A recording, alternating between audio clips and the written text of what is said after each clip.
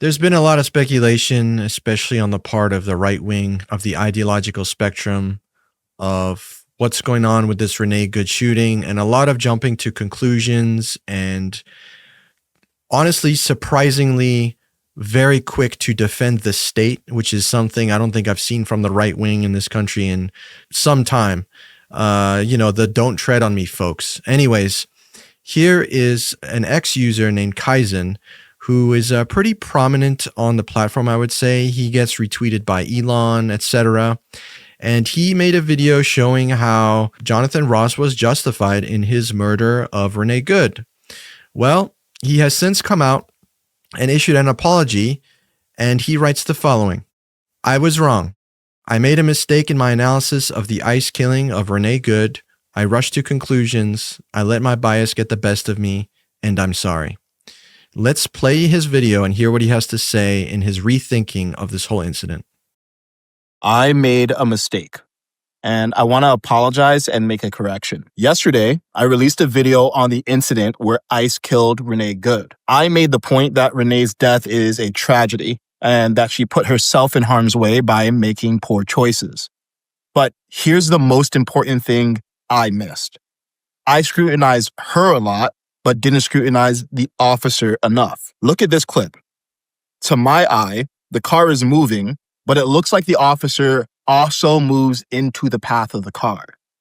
Watch it yourself and tell me what you see. A retired ICE agent said, I don't understand the tactical or law enforcement advantage of someone on foot in front of a moving, running, or occupied vehicle. You're almost inducing a shooting if that person decides to flee. Renee still might have made poor choices. If she was blocking ICE with her car, she shouldn't have. If she was trying to flee, she shouldn't have. On the other hand, the officer has an extremely hard job, but he probably shouldn't have been in front of the car. Him being there makes it hard to know whether Renee was irrational or homicidal. And he put himself in a position where he had to make a terrible choice in a split second. Maybe he shot a woman who just panicked, and her emotions don't absolve her of responsibility, but officers are going to meet people who panic. Those people need consequences, but the officer's choices influence whether the consequences are handcuffs or death. I jump to conclusions. I'm human. That means I'm biased, just like everyone else. I try really hard to check myself, and sometimes I fail. This is one of those times. I was too focused on how I'm right and not enough on how I might be wrong. I rushed. I let myself get caught up in the storm of virality and emotionality rather than taking my time, even if it means less views. Look, I have a right-leaning bias. I already know that. I also realized that I've been frustrated.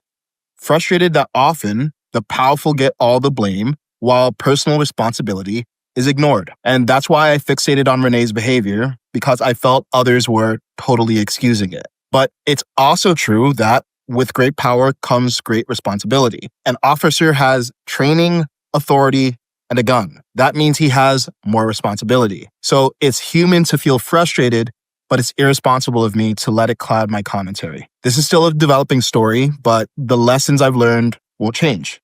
Like the lesson to take my time. And don't feel pressure to speak just because others are.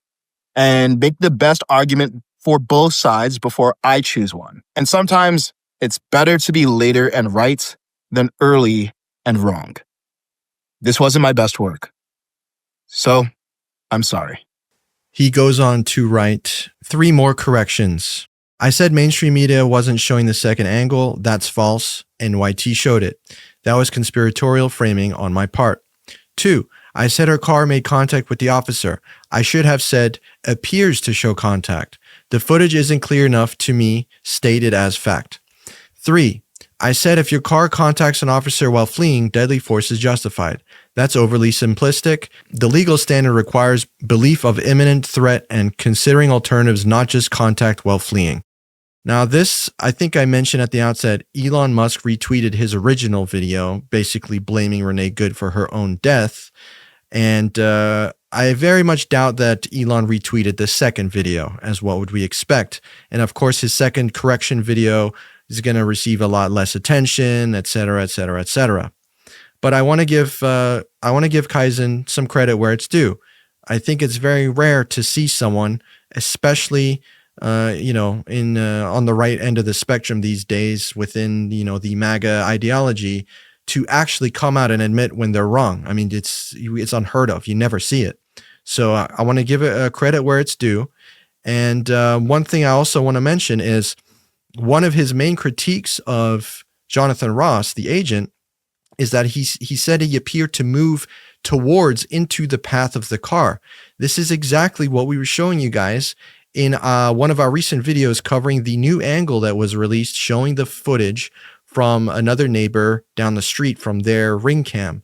And it showed exactly that. Jonathan Ross moved towards the vehicle, and you can clearly see that in that footage if you go check out that video, while he was shooting his gun. He did not step away out of the path to get away. He moved towards the vehicle as Renee Good was turning to the right to get away, to flee the scene, to exit. So that alone right there, I think, is a huge deal. And I'm glad to see at least someone on the right acknowledging it. And thank you, Kaizen, for making this video. Obviously, it's not going to get seen by nearly as many people, but it's great that you put it out there, and at least we can talk about it and highlight it over here. Mike, what do you make of everything we've seen so far and heard from Kaizen? Well, I think it's great to issue a correction here. This is called integrity, so it's good to see it when it happens. With media, unfortunately, most times whenever a correction is issued, it doesn't have the same impact or the same reach that the original misinformation does. So I can definitely understand that frustration, because, like you mentioned, Emmanuel, how Elon will go ahead and push his original video because it fit Elon's narrative. But now that this correction comes out, Elon's not going to be like, hold on, everybody, guys, hold on. We're looking at this wrong. We got to get it together here. He's just going to keep on marching with what he had anyway. So respect for issuing the correction. I think his logic that he was using throughout the video, where he sort of analyzes and describes what he did and how he sees, like what he sees different, especially about bringing up how he didn't scrutinize the officer enough, I think is a fair point. But there are a couple of things that I do kind of want to talk about, which is the first thing, is that he brought up how she made poor choices.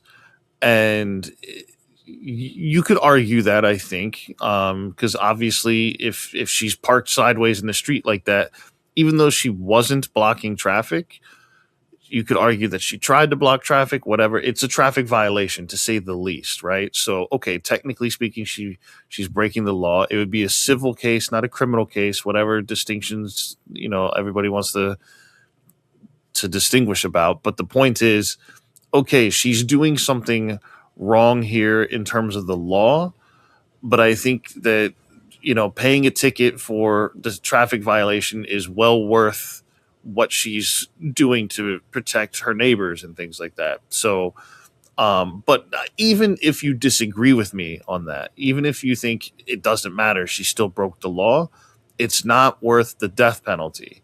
That's the number one thing here. She could have just, and when you say, oh, she was trying to flee the scene, they told her to leave. They told her to get the fuck out of there. So, there's conflicting orders and all this. So again, and then even when she leaves, even if she's fleeing the scene of a crime, that's still not worth a death penalty. So I think that even if you want to say that, okay, she made poor choices, I think it's a little bit unfair when you criticize her decisions, but don't criticize the officer for shooting. It was against DOJ policy for him to even shoot this vehicle in the first place. So they both made poor choices. I guess you could say that if you want to be fair about it. But the unfortunate thing here is that there's probably not going to be any justice for this, because even though this mistake happened with this officer where he overreacted and shot her, now they're claiming that he has absolute immunity. So what are we going to do about that? And how are we going to make any kind of justice happen here? Because even if you justify the first bullet, he still fired two more, and those have to be justified as well. Mehdi Hassan did a great post on X that I saw as well, where he brought up 3 points. He was saying, even if you justify the first bullet, how do you justify the second two? Then, secondly, even if you justify all 3 bullets, how do you justify the officers denying her medical care? And then the third point being, if you justify all 3 of the bullets and how they denied her care, how do you justify the shooter getting in a car and leaving the scene? So this is just pure incompetence. And as you mentioned, I can't remember if it was in this video or another one that we did about body cams, where he was recording the whole time. He was walking around recording instead of doing his job. And if he had a body cam, he wouldn't even need to do that. He wouldn't be distracted with recording and whatnot. So this just shows there's incompetence on like multiple levels here.